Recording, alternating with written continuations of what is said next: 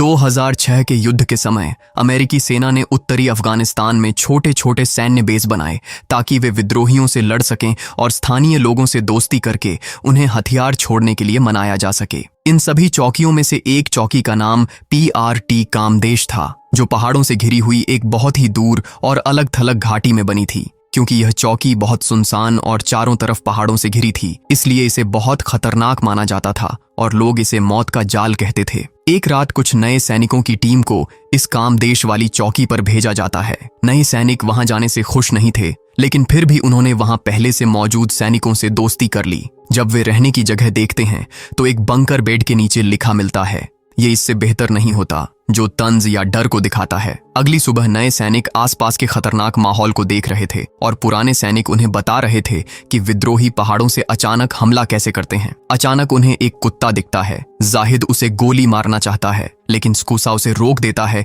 क्योंकि वह उस कुत्ते को पालतू बनाना चाहता था। ठीक उसी समय पहाड़ों से विद्रोही सैनिकों पर गोली चलाना शुरू कर देते हैं। सैनिक अपनी जान बचाने के लिए छिप जाते हैं और साथ साथ दुश्मनों पर गोली चलाते हैं ताकि धमाकों से बच सकें। हमला अचानक हुआ था, इसलिए गोलियां जल्दी खत्म होने लगीं और कार्टर को और गोलियां लाने भेजा गया, लेकिन कार्टर को गलत गोलियां दे दी गईं। बहस हुई और उसे बिना काम किए वापस लौटना पड़ा। सैनिक लगातार फायरिंग करते रहे और मोर्टार दागा, जिससे दुश्मन जल्दी हार गया। लड़ाई के बाद गैलेगोस ने युंगर को लात मारी और उसके सिर के पास गोली चलाकर उसे डराया और अपमानित किया। बाद में कार्टर सही गोलियां लेकर आया, लेकिन लड़ाई के समय बहस करने पर उसे डांटा गया। सैनिकों ने देखा कि एक आदमी गंभीर रूप से घायल है, उसके चेहरे का हिस्सा उड़ गया है और वे तुरंत मेडिक को बुलाते हैं। थोड़ी देर बाद खबर मिलती है कि घायल सैनिक का ऑपरेशन सफल रहा और वह ठीक होकर वापस आएगा। उसी समय कैप्टन कीटिंग एक जवान सैनिक को डांटते हैं क्योंकि वह नशा करते पकड़ा गया था। कीटिंग समझते हैं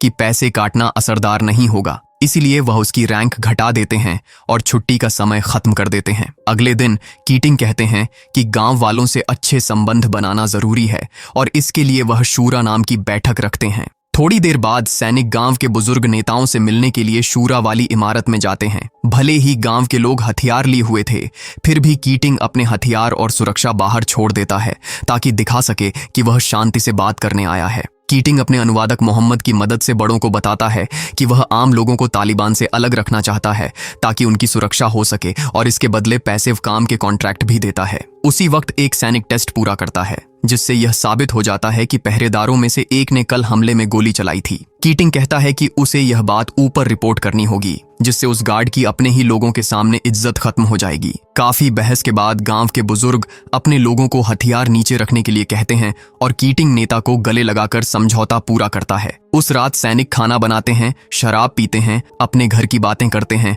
और खुशी में संगीत पर नाचते हैं। अगले ही दिन विद्रोही फिर पहाड़ों से हमला करते हैं और सैनिक तुरंत छिपने के लिए भागते हैं। सैनिक जवाबी फायरिंग करते हैं, लेकिन इस बार लड़ाई जल्दी खत्म हो जाती है। थोड़ी देर बाद हार्ट गुस्से में युंगर को कमरे से बाहर खींचता है क्योंकि युंगर ने उसकी पत्नी की फोटो चुरा ली थी गलत काम के लिए। हार्ट युंगर से फोटो से माफी मंगवाता है और उसे पुशअप्स करवाता है, लेकिन युंगर फिर भी बेहुदा हरकत करता है। इसी बीच कीटिंग को आदेश मिलता है कि एक बड़ी सैन्य गाड़ी नराय नाम की जगह तक ले जानी है। बाकी सैनिक खतरे के बारे में चेतावनी देते हैं क्योंकि रास्ते बहुत तंग हैं, लेकिन कीटिंग कहता है कि आदेश मानना जरूरी है। कीटिंग खुद उस गाड़ी को चलाने की जिम्मेदारी ले लेता है। कई घंटों तक एक छोटा ट्रक आगे आगे चलकर बड़ी गाड़ी को खतरनाक पहाड़ी रास्तों से निकालता है। गाड़ी बहुत भारी होती है और उसके टायर बार बार सड़क के किनारे फिसलने लगते हैं। रात में वे रुकते हैं क्योंकि उन्हें आगे कुछ संदिग्ध दिखता है, लेकिन पास जाकर पता चलता है कि वह सिर्फ मरा हुआ मुर्गा है। ट्रक आगे बढ़ते समय कार्टर को लगभग नीचे गिरा देता है, लेकिन रोमेशा उसे समय रहते पकड़ लेता है। जब बड़ी सैन्य गाड़ी आगे बढ़ती है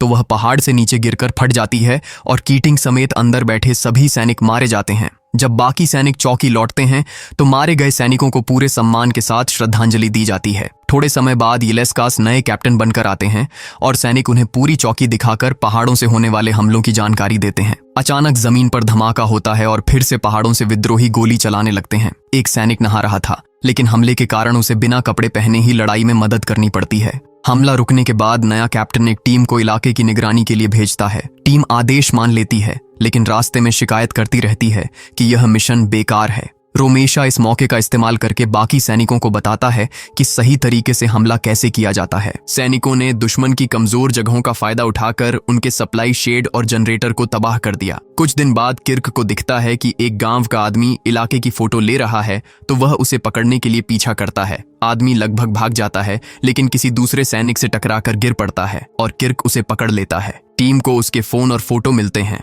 उसे हथकड़ी पहनाई जाती है और थॉमसन उसे संभालते हुए उसकी बांह के निशानों की दुखद कहानी बताते हैं। एक और मीटिंग रखी जाती है, लेकिन इस बार केवल आधे बुजुर्ग लोग ही शामिल होते हैं। बुजुर्ग शिकायत करते हैं कि उन्हें वादा किया गया पैसा नहीं मिला। यिलेस्कास कहता है कि जांच खत्म होने के बाद ही पैसे मिलेंगे। शाम को मोहम्मद वापस आता है और बताता है कि तालिबान बड़ा हमला करने वाले हैं, क्योंकि गांव वाले पैसे की कमी से नाराज हैं। लेकिन लोग उसकी चेतावनी गंभीरता से नहीं लेते, क्योंकि वह रोज झूठी चेतावनी देता है। इसके बाद यिलेस्कास अपनी टीम को दूसरे गश्त पर ले जाता है। मोहम्मद रेडियो पर दुश्मन की आवाज सुनता रहता है, लेकिन कहता है कि वह सब भाषा नहीं समझ पाता। पुल पर पहुंचकर किर्क और कार्टर पहले यह चेक करते हैं कि पुल सुरक्षित है या नहीं। यिलेस्कास युंगर के साथ पुल पार करता है और बीच में ही धमाके की चपेट में आता है। युंगर सुरक्षित बचता है, लेकिन यिलेस्कास पानी में गिरकर मर जाता है। युंगर के चेहरे और मुंह पर खून लग जाता है और वह डर और सदमे में चला जाता है। उसी रात सैनिक संगीत सुनकर अपने दुख को संभालने की कोशिश करते हैं। रोमेशा शोर सुनकर देखता है कि युंगर हथियार लेकर कांप रहा है और खुद से बातें कर रहा है। रोमेशा उसे शांत करता है, हथियार से गोलियां निकालता है और बताता है कि कैसे उसने अपने दोस्त को स्नाइपर की गोली से मरते देखा। यह साफ है कि युंगर मानसिक रूप से टूट गया है, इसलिए हेलीकॉप्टर आने पर वह भी साथ जाता है। हेलीकॉप्टर नया लीडर ब्रावर्ड लाता है, जो कहता है कि आउटपोस्ट जुलाई में बंद होगा और तब तक दुकान बंद रखें। अगले दिन सैनिक ब्रावर्ड को एक अफगान आईडी देते हैं, जो उन्हें पुल के पास मिली थी। सैनिक सोचते हैं कि यह आदमी हाइड्रो इलेक्ट्रिक प्लांट का काम करने वाला हो सकता है, इसलिए वे गांवों में तलाशी करना चाहते हैं। ब्रावर्ड मना कर देता है, क्योंकि यह नियमों के खिलाफ है, और कहता है कि यह काम जांच अधिकारी करेगा। रोमेशा जो विरोध करता है उसे नजरअंदाज किया जाता है। समय गुजरता है और सैनिक रूटीन काम में व्यस्त रहने की कोशिश करते हैं। जल्दी ही पहाड़ से दुश्मन हमला करता है। दूसरे सैनिक जवाबी फायरिंग करते हैं और रोमेशा ब्रावर्ड से मदद मांगता है। ब्रावर्ड कहता है कि पहले हथियार को सही से पहचानना जरूरी है। स्कुसा दूरबीन से जांच करता है और कुछ सैनिक बाहर जाकर मदद करते हैं। हमला खत्म होने के बाद ब्रावर्ड नियमों को समझाता है कि किसी को तभी गोली मार सकते हैं जब वह संदिग्ध हो, और हथियार या रेडियो की पहचान पहले होनी चाहिए। रोमेशा फिर विरोध करता है, क्योंकि उन पर हमला हुआ, लेकिन ब्रावर्ड ज्यादा गोला बारूद नहीं खोना चाहता और स्थानीय लोगों से रिश्ता खराब नहीं करना चाहता। अंत में ब्रावर्ड कहता है कि अफगान राष्ट्रपति के दबाव की वजह से वे जुलाई में नहीं जाएंगे। सैनिकों को $1000 बढ़ोतरी मिलेगी और अगर भाग्य अच्छा रहा तो अक्टूबर में रवानगी होगी। सैनिक आदेश मानते हैं, लेकिन ब्रावर्ड को रोज रोज और नापसंद करने लगते हैं, क्योंकि वह कमरे में बोतल में पेशाब करता है और सैनिकों से फेंकवाता है। लंच के समय कार्टर बंडरमैन से बात करता है और सैनिकों की ब्रावर्ड के प्रति नापसंदगी बताता है। बंडरमैन कहता है कि ब्रावर्ड केवल शौच के लिए ऑफिस से बाहर निकलता है और उसके नियम दिखाते हैं कि वह डरपोक है, इसलिए सैनिक उसे गंभीरता से नहीं ले पाते। लेकिन बंडरमैन कहता है कि ब्रावर्ड ने ज्यादा लड़ाइयां लड़ी हैं और सैनिकों का फर्ज है कि वे उसकी बात माने। जल्दी ही बारिश होती है। कार्टर ठंड से कांपता है और रेडियो पर गैलेगोस से धर्म पर बात करता है। रात में पहाड़ों पर हलचल दिखाई देती है और अचानक दूर से धमाका सुनाई देता है। ब्रावर्ड सैनिकों को मोर्टार फायर करने की इजाजत देता है और गलत निर्देश देता है, लेकिन टीम सही समय पर सुधार कर मोर्टार दाग देती है। सुबह मीटिंग होती है। मीटिंग में बुजुर्ग लोग आते हैं, जिनके साथ एक मरी लड़की है, और वे अमेरिकी सैनिकों को इसके लिए दोषी ठहराते हैं। सैनिक जानते हैं कि लड़की कई दिन से मरी हुई थी और तालिबान ने धोखा देने के लिए उसे मारा, लेकिन ब्रावर्ड परेशानी से बचने के लिए पैसे देगा। बुजुर्ग आदमी कहता है कि वह जानता है कि अमेरिकी जा रहे हैं, जो गुप्त जानकारी है। अचानक एक बुजुर्ग आदमी जोर से दर्द में चिल्लाता है, क्योंकि कुत्ते ने उसे काटा, लेकिन यह तय नहीं है कि उसने जानबूझकर कुत्ते को परेशान किया था या नहीं। मोहम्मद कहते हैं कि उनकी संस्कृति में कुत्ते द्वारा काटा जाना अपमानजनक माना जाता है और बुजुर्ग बदला लेने को कहते हैं। ब्रावर्ड ने बिना सोचे कुत्ते को गोली मार दी और फिर स्कुसा को युद्ध के समय पालतू जानवर रखने के लिए डांटा। कुछ देर बाद सैनिक मजाक मजाक में यह देखने लगते हैं कि वाटर बोर्डिंग जैसी हालत में कौन ज्यादा देर सह सकता है। ब्रावर्ड उन्हें रोकता है और बताता है कि उसे हटा दिया गया है और कुछ हफ्तों में नया कैप्टन आएगा। वह यह भी पक्का करता है कि 6 अक्टूबर को आउटपोस्ट बंद किया जाएगा। नए कैप्टन के आने तक बंडरमैन जिम्मेदारी संभालता है।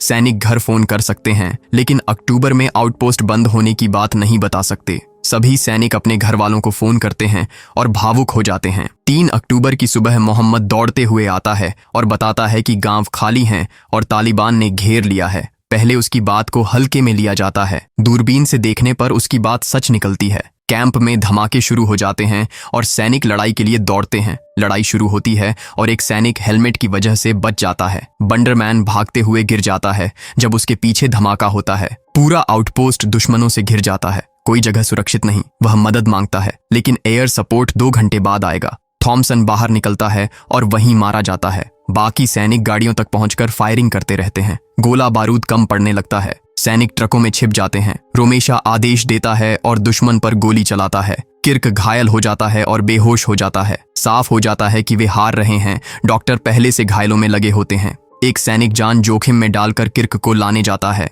किर्क को स्ट्रेचर पर डालकर इन्फर्मरी ले जाते हैं। सप्लाई रूम में अव्यवस्था होती है। स्कूसा बाहर निकलते ही गोली का शिकार हो जाता है। स्कूसा की मौत हो जाती है। किर्क जिंदा होता है, लेकिन बहुत कमजोर। कार्टर गोलियों से बचते हुए गोला बारूद बांटता है। रोमेशा घायल हो जाता है। वह ट्रकों में फंसे सैनिकों से माफी मांगता है। वहां पता चलता है कि किर्क मर चुका है। गुस्से में रोमेशा स्नाइपर को ढूंढकर मार देता है। ट्रक फंस जाता है और तालिबान घुस आते हैं। ज्यादातर सैनिक मारे जाते हैं। एक सैनिक बचकर रोमेशा को खबर देता है। दुश्मन सैनिक बेस पर एक ही जगह से नहीं, बल्कि कई अलग अलग रास्तों से हमला कर रहे हैं। कम्युनिकेशन रूम में बंडरमैन को फोन आता है कि सहायता फोर्स जल्दी आने वाली है। फिलहाल योजना यह है कि सब अपनी जगह पर रहें और जितनी देर हो सके दुश्मन को रोके रखें। रोमेशा सुझाव देता है कि सिर्फ बचाव नहीं, बल्कि बेस को वापस अपने कंट्रोल में लेना चाहिए। वह कहता है कि सप्लाई रूम में अब भी बहुत हथियार और गोलियां बची हैं। उसका प्लान है कि गोला बारूद लेकर मेन गेट को बंद किया जाए ताकि दुश्मन अंदर न आ सके।